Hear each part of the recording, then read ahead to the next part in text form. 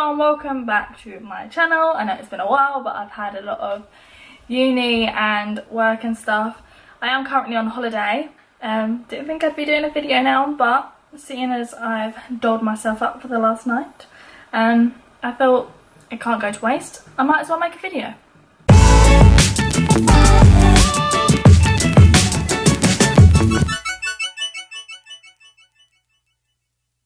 So today, as you can probably tell by the title, I am talking about online dating, specifically Tinder. Now there are other dating apps and dating websites that you can use, but obviously I'm too millennial to know any of the other ones. Did use Bumble once, but that's a bit shit, but I think that's just because no one really uses it. Everyone uses Tinder, so yeah, that's just one I'm going to talk about because that's one that I have experience with. Overall, I quite like it. It's something that I tend to sit there and do when I'm bored. It's just easy to flick through and like you don't actually really have to do anything, although I tend to get like it where I'm literally swiping so quickly no's that then I swipe on no on a really fit guy and I'm like, what have I done? I've just ruined my future love. But yeah, I thought today I would speak about a couple of story times, a couple of little experiences I've had, then answer a couple questions that are quite often asked. Yeah, see where it goes.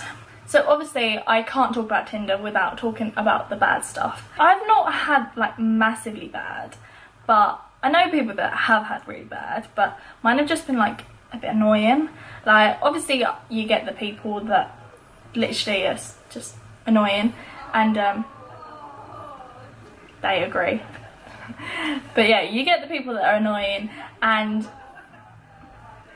honestly, do they not know that I'm filming the video?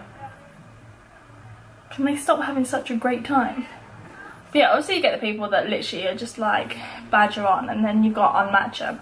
But I have met up with two people that have gone bad.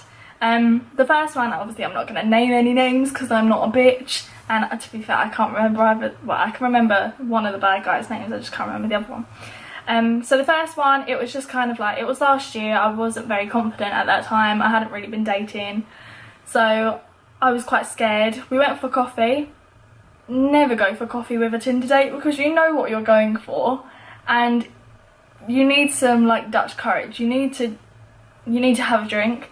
So never, that's tip one, never go for coffee, go for an alcoholic drink. Go to a pub because then if you want a coffee you can have a coffee, but if you want something a little bit stronger, you can have it. But yeah, so we went to Costa Coffee in Gunwharf Keys. It's really small in there and it was really hot and I was literally sweating. And I mean, nothing really bad happened. He was just really fucking boring and really up his own arse and was talking about ascot and about playing polo at school, and obviously there are people like that in the world and if that's how you're brought up, that's how you're brought up. But you don't need to brag about it. You don't need to act like if someone isn't in that world then they're a bad person, because that makes you a bad person. But yeah, it was just a bit boring to be fair. He said that he'd walk me back to my halls, which I let him because I was too scared to say no. Not as scared like he was gonna like kill me, just scared that I didn't want to hurt his ego. And then he walked me to the front door of the halls and I was like, okay, well, maybe I'll see you soon. We both knew that we weren't going to see each other ever again, but that was okay. It kind of softens the blow a little bit. I think he texted me the next day, we're like, oh, had such a great time. And I was like, yeah, me too. But I don't think I ever did. I'm talking really fast. It's just because I've got 11 minutes left of my thing. Okay, so the second one was slightly worse. This guy was just very like forward. Now I'm not one to beat around the bush. I say it how it is. I think everyone that knows me knows that. But there's a line. There's a line that you don't really cross within the first few weeks, at least, of knowing someone. And this guy literally told me everything. I've heard things about him that I have not heard about anybody else. And let me tell you, that is not very nice. I'm not going to give precise details because honestly no one wants to hear that. But he told me he was bisexual and I was like, that's cool. Like, so am I. It's cool. Don't care. But then he started telling me about things that he wanted me to do, things that he wanted to do to me, things that he wanted to bring someone else in and do with them and me, and I was just like, okay, this is getting a bit too far. So I said that to him and he chilled it out, and I was like, okay, he seemed like a really nice person, so I was like, okay, maybe he'd just like been going through something, I don't know. And then we spoke for like a week on and off, and then I was in my flat, I'd been out, and me and my friends were just chilling in my flat, and he was like, oh yeah, I'm walking past your, like, I'm walking near your flat, because I told him the area that I live in, because in Portsmouth everyone kind of knows everywhere. So I kind of said the area, and he was like, oh yeah, I'm walking through it, and I was like, do you know what, come up. Like, me and my friends were there, so I was okay. I thought it would be nice to actually see him, and I must say he looked so fit in his photos that it was a bit like, I was like, are you real? Are you actually that fit? And like, I stalked his Facebook, as you do, and he looked fit on there, and then he sent me a photo, like he sent me Snapchats, and I was like, okay, you are that fit, what the fuck? Like, this doesn't happen. But then when I saw him in person, I realised that he wasn't actually that fit, and he was just really good at camera angles. Now I know what you're thinking, you're really good at camera angles. I'm sure there's times where you don't look as fit, and then you like pop a filter on and hold the phone up here and you look fit. But honestly, he looked nothing like it. I'd spoken to him on the phone and his voice was totally different in person. But anyway, yeah, he was absolutely steaming, like drunk, so. Did he stop moving? Sorry.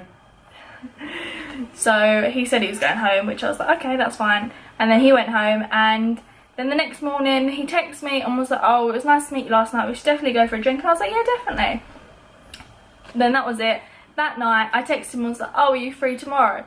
And he replied saying, sorry, I've got a lot of work on and uni stuff at the moment, so I'm not going to be free for a few weeks. The day before that he was saying about how much he wanted to see me that week, how he could see me here. And now he's saying that he's busy for the next 3 weeks. Yeah, it weren't really playing with me, so I just ignored his message and didn't speak to him. And that was it, and that was fine, and like, it was fine. But then he messaged me, well actually, he's messaged me quite a few times since, and I blocked him on Facebook, and then he found me on Instagram, and he keeps messaging me like, and I'm just like, will you go away? Like, I've been so blunt with him. I've literally said, you're annoying, you're pestering me, fuck off.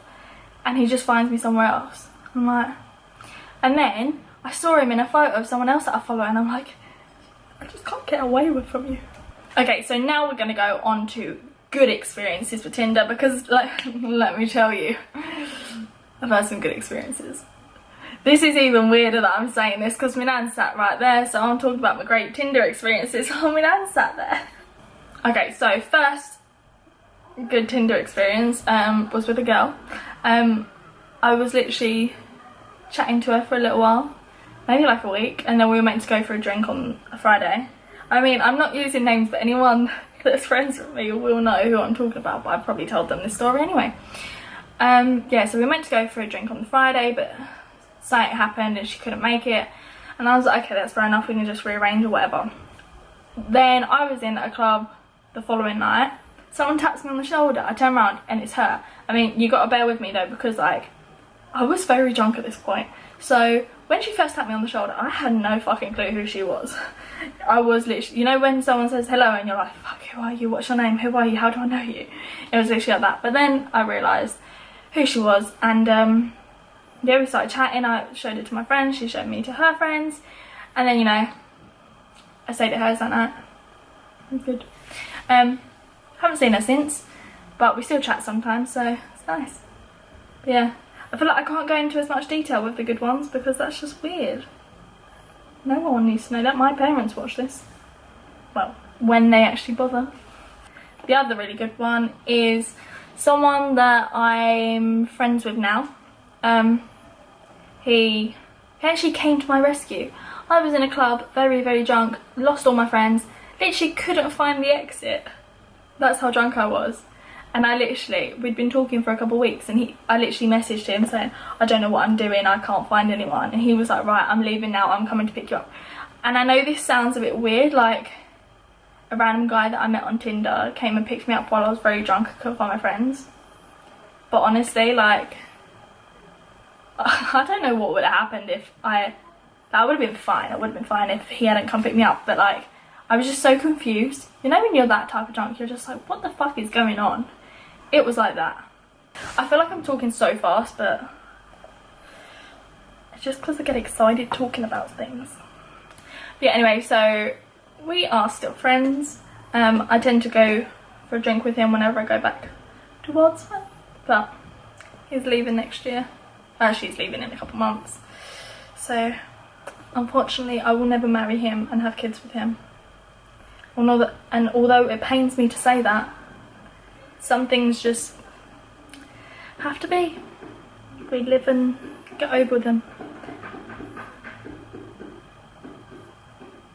Can they stop tapping? Okay, so on to the questions. These are questions that I tend to get asked, and I know other people get asked, and I also googled it because, you know, gotta check these things. So number 1 is, do you read bios? Now if anyone doesn't know what a bio is, it's basically a bit of blurb underneath your pictures that says a bit about you. So you've got your pictures, you've got your name, age, and then you can add like where you went to school, or uni, or where you work. And then underneath you can write a little bit about you. Now mine is very minimal because I feel like anything I write, either no one's going to read it or I'm going to come off as a bit of a dickhead. So I've just left that blank. I've just written, I think it literally says, back in Essex for the summer or something. Do I read bios? Sometimes. I do sometimes, yeah, but not very often. If the photo is a bit like too good looking, then I'll read the bio because I'm like, are you real? And then quite often they don't have a bio, and then I'm like, ah, you're not real. It's true. If they're not connected to their Facebook and they don't have their uni or their school, their work on there, and no bio, babes, they ain't real. And if they are real, they're definitely not worth your fucking time if they can't be bothered to connect to their fucking Facebook. Is it awkward seeing people that you've seen on Tinder in real life? For me, not really, because I think, because I put so much of my life on Instagram anyway, I'm not really bothered about seeing people, because like I get it quite a lot where people are like, oh my god, hi, I've seen you on Instagram. Not that I'm Insta famous, I literally mean like people that I went to school with that I then see while I'm at work.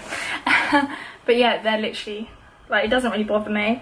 I have had it a few times where people have literally been like they've been drunk and they'd be like, while I'm working, they're like, oh yeah, are you on Tinder, babe? And I'm like, no, sorry, I'm not. And they're like, really? I've seen you there. I've definitely seen you. And I'm like, no, you haven't.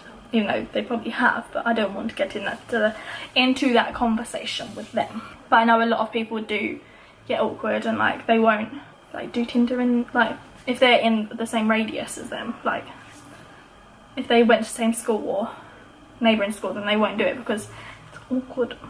Tips for bios and photos. Okay, so don't pout too much. You can do a little pout, but not too much.